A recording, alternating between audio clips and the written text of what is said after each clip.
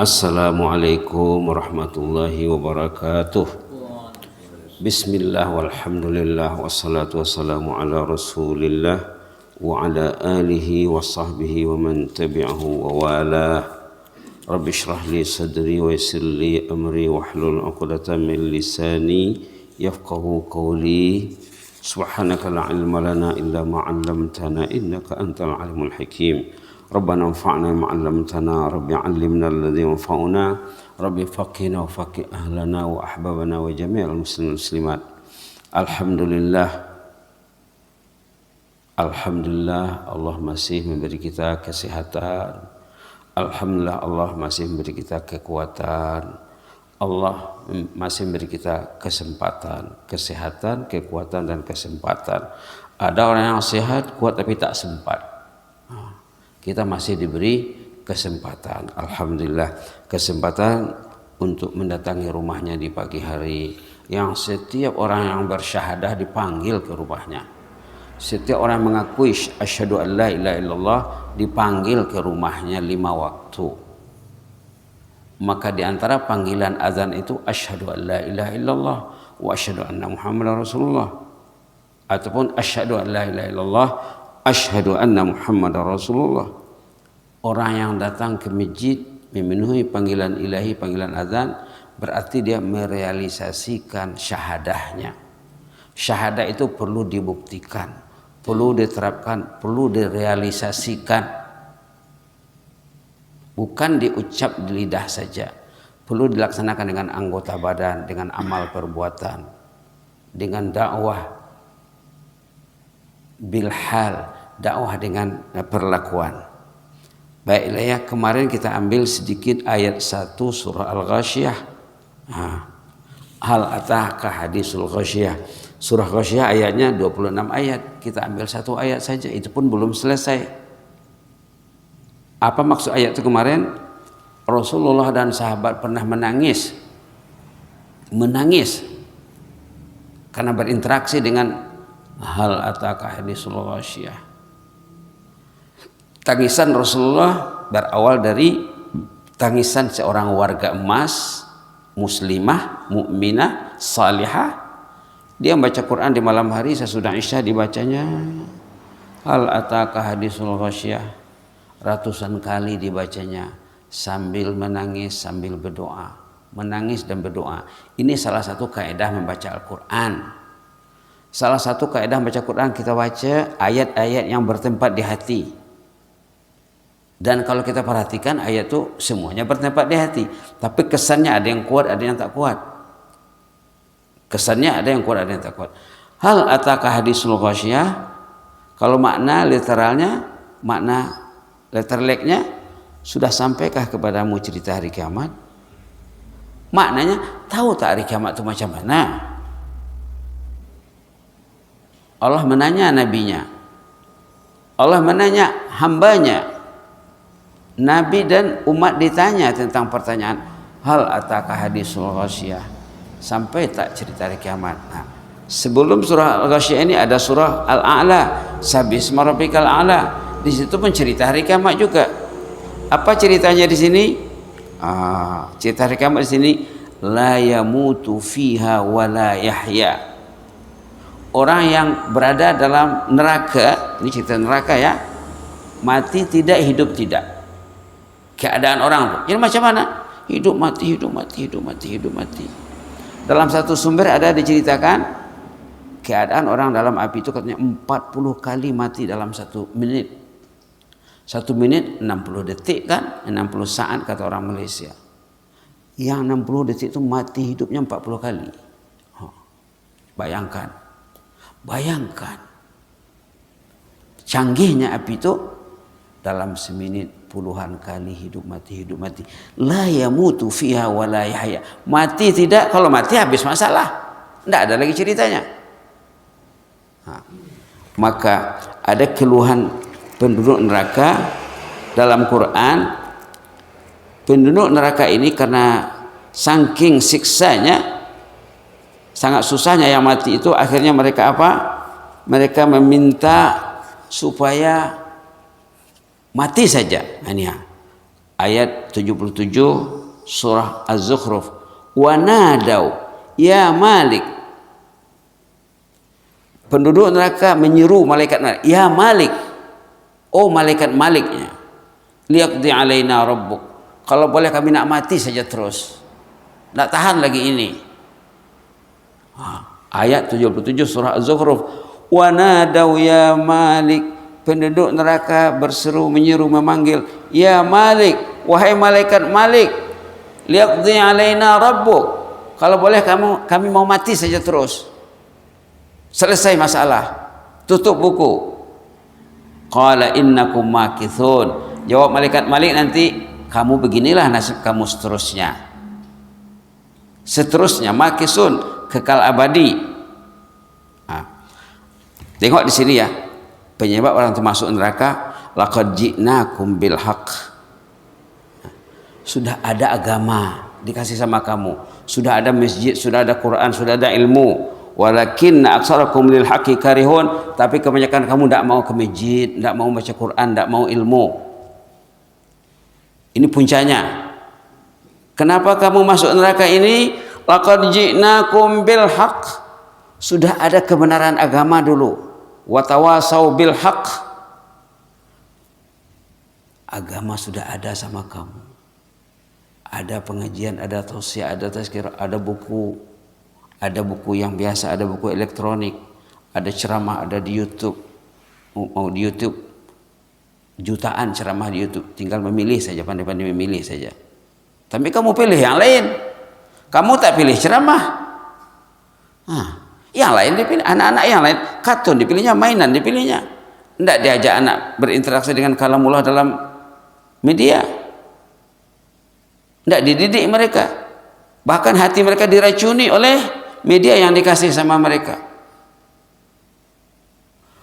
Laqad ji'nakum bil haqq, sudah ada kebenaran agama datang kepada kamu, kami sampaikan, kata malaikat, walakin aktsarakum lil haqqi karihun, tetapi mayoritas kamu tidak mau yang kebenaran itu, yang tak benar yang kamu cari, ataupun yang tak pasti benarnya. Dalam media itu banyak yang tak pasti benarnya.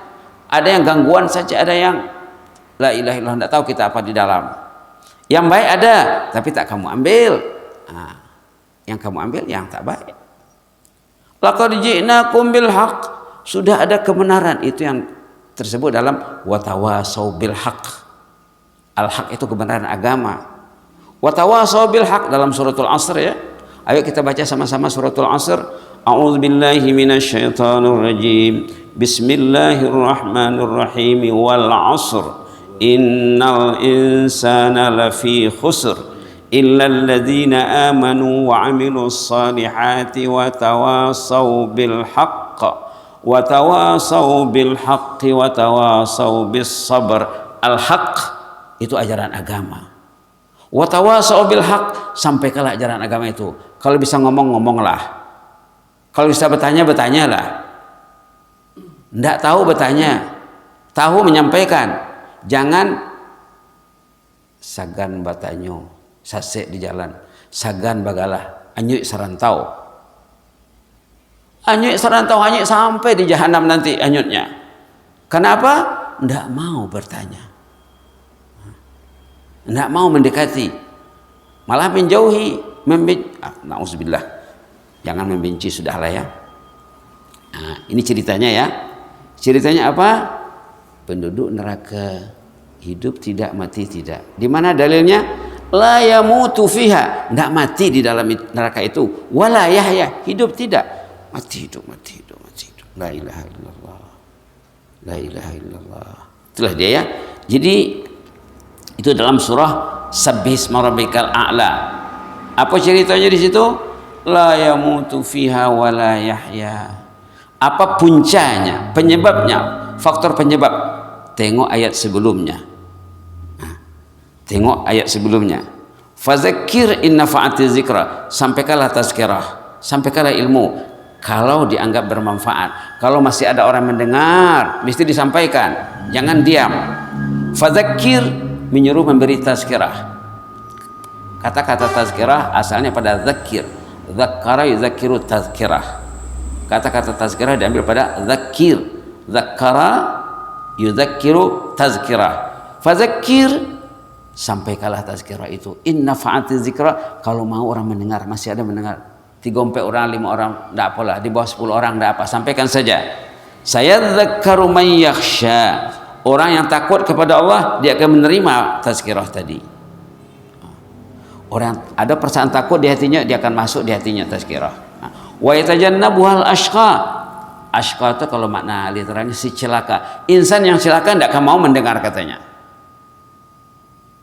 Insan yang celaka, ini istilah Al-Quran ya, si celaka tidak akan mau dia duduk, tidak akan mau dia mencari ilmu. Lalu macam mana? Alladzi yaslan naral kubra. Nanti dia akan masuk neraka yang apinya kubra, sangat dahsyat, sangat kejam, sangat azab sekali. Baru tsumma la yamutu fiha wa la yahya. Dalam neraka itu hidup tidak mati, hidup tidak. Kalau orang dalam surga macam mana? Dalam surga usianya usia katalah 30. Tidak berubah. Subhanallah. Subhanallah. Dalam surga ya, dalam surga usianya usia sedang, pertengahan, 30, 35. Begitulah. Subhanallah. Subhanallah. Jadi kalau kita lihat surah Ghasyiyah tentang cerita hari kiamat, satu surah penuh, dan tentang fenomena alam yang membuktikan kebesaran dan kekuasaan Allah. Kalau kita lihat suratul A'la gitu juga tentang hari kiamat, untuk menghindarkan diri, menyelamatkan diri pada azab hari kiamat, karena fadzakir, beri tazkirah. Setiap orang itu hadir dalam tazkirah, dalam tausiah, anyuhi dosoe. Semakin takutnya kepada Allah, semakin hebat proses menghanyutkan dosa itu. Duduk dalam majelis ilmu menghanyutkan dosa, macam mandi, mandi dari kekotoran dosa dan maksiat. Dan Allah sendiri mengatakan dalam hadis qudsi, kalau ada perkumpulan macam ini, katanya kalau orang sudah selesai acara nak pulang ke tempat masing-masing, qumu maghfuran lakum, bangkitlah, dosa sudah diampun. Jadi kita kan mesti bahagia, ini pengampunan dosa. Banyak hadis tentang majelis ini ya. Ada majelis yang mengatakan kalau ada perhimpunan beberapa orang, kalau kita membicarakan Al-Quran, membicarakan hadis, membicarakan agama, datang malaikat meliput. Ini hadis muttafaq alaih. Ada malaikat meliput aktivitas itu sampai selesai, kemudian dilaporkan kepada Allah. Waktu laporan diterima, panjang soal jawab Allah dengan malaikat. Kenapa orang itu datang ke masjidnya? Karena mencintaimu ya Allah, ingin berzikrullah. Allah menanya, sudahkah pernah mereka melihat zatku? Kata Allah, belum lagi ya Allah, kata malaikat. Macam mana kalau mereka melihat zatku? Tentu mereka akan semakin cinta, katanya. Kenapa lagi faktor mereka itu? Apa yang mereka sebut? Apa yang mereka baca? Mereka bertahlil, mereka bertasbih, mereka bertahmid. Subhanallah, alhamdulillah, mereka baca la ilaha illallah. Ditanya Allah seterusnya itu. Apa yang mereka maukan sebenarnya, kata Allah? Mereka mau jannahmu ya Allah. Sudahkah mereka melihat jannah? Belum lagi ya Allah. Masih di dunia. Macam mana kalau mereka melihat jannah itu? Tentu mereka akan semakin rajin datang. Apa yang mereka risaukan sebenarnya, kata Allah? Mereka takut akan nar. Mereka risau masuk neraka ya Allah. Sudahkah pernah mereka melihat neraka? Belum lagi ya Allah. Macam mana kalau mereka diberi kesempatan untuk melihat neraka? Tentu mereka akan lebih tekun, lebih giat. Kalau begitu, kata Allah kepada malaikat yang meliput acara tadi, kamulah saksiku nanti dari kemudian dosa mereka sudah hapus. Itu maka dikatakan dalam hadis, kalau orang itu tahu fadilat datang subuh di pagi hari seperti ini, atau datang sholat isya berjamaah, mereka mesti datang walaupun merangkak, katanya. Inilah yang menyelamatkan kita. Semangat ini yang perlu dibina, perlu dikembangkan, perlu dipupuk. Kalau tidak nanti semangat cinta Allah itu bisa kena penyakit cinta dunia, bisa kena wabah, bisa kena COVID. Bila dah COVID masuk ke hatinya, tak kamu soji leh, mau pegang Quran leh, mau mencari orang saleh leh. Lah kena COVID. COVID yang sangat kejam, tidak ada rumah sakitnya, tidak ada hospitalnya, tidak ada kliniknya, tidak ada mentarinya, tidak ada dokternya. Kalau COVID cinta dunia ada bertempat di hati, na'udzubillah. Di sini peringatannya di sini, bal tu'sirunal hayatad dunya. Ini ayat 16 surah Al-Alaq tadi. Ternyata kamu memikirkan dunia. Pagi dunia, petang dunia, siang dunia, malam dunia. Sawah ladang kebun, pitih, coklat, apalagi kelapa sawit, coklat sawit. Itu yo, bal tu'sirunal hayatad dunya. Tapi kamu mati-matian memikirkan keduniaan itu. Wal akhiratu khair.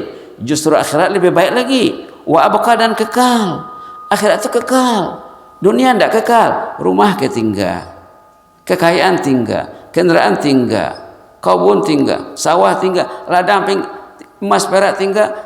Ahli keluarga akan berpisah, akan bercerai. Saat bercerai lebih lama daripada saat bersama. Lama berpisah daripada hidup bersama boleh, tapi tidak dipikirkannya saat berpisah itu. Bal tu'sirunal hayatad dunya. Ternyata kamu lebih mengutamakan keduniaan. Wal akhiratu khair, justru akhirat lebih baik, tapi kamu tidak fikirkan. Tidak dipikirkannya macam mana nak baca Quran 1 halaman 1 hari, 2 halaman 1 hari, setengah juz 1 hari, 1 juz 1 hari. Tidak dipikirkan. Macam mana nak duduk dengan Quran 5 menit, 10 menit, 15 menit, 20 menit, setengah jam 1 hari. Tidak dipikirkan. Ke sawah berjam-jam. La ilaha illallah. Mesti seimbang lah ya. Mesti seimbang, mudah-mudahan bermanfaat. Jazakumullah khairan, barakallahu fikum. Inni uhibbukum fillah.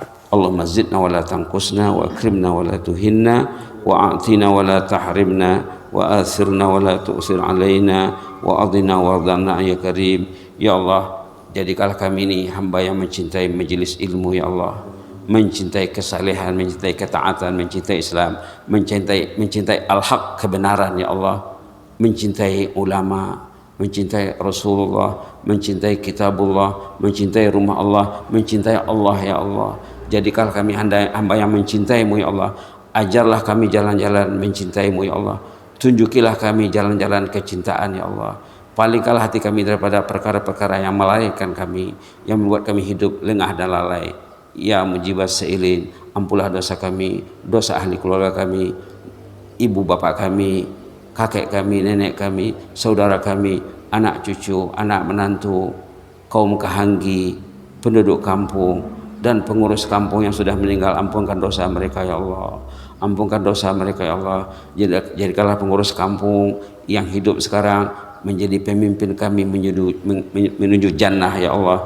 Pemimpin yang bernaung di bawah naumanmu kelak ya Allah. Pemimpin yang mencintai kebenaran al-haq ya Allah. Pemimpin yang kelak bernaung di bawah naungan arash di padang mahsyar ya Allah, yang kami bersamanya juga ya Allah. Amin rabbal alamin. Allahumma inna ala zikrika wa syukrika wa husni ibadatik. Subhana rabbika rabbil izzati amma yasifun, wa salamun alal mursalin, walhamdulillahi rabbil alamin. Wassalamu alaikum warahmatullahi wabarakatuh.